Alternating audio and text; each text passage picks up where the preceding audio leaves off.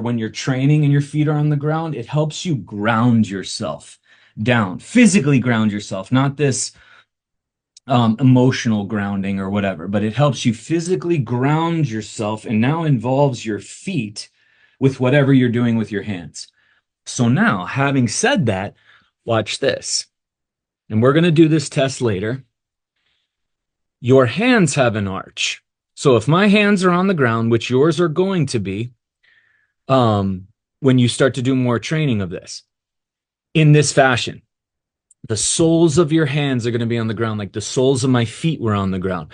Now watch, if I don't do anything and I just push my hands down, like in a plank or a bear crawl or a crawl hold, which we're going to get into this, my elbows kind of collapse in, no tension up in my shoulders. Now watch, I'm going to try to turn my hands out using my shoulders.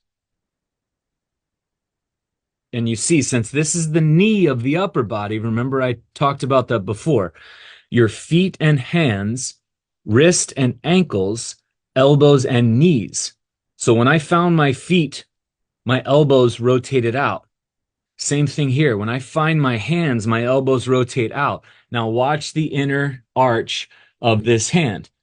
We go from just standing, now finding our hands. And look, we form a little arch. And if we were to look at the bottom of our hands, just like the bottom of our feet, heel, dirty, dirty, dirty, dirty, toe, dirty.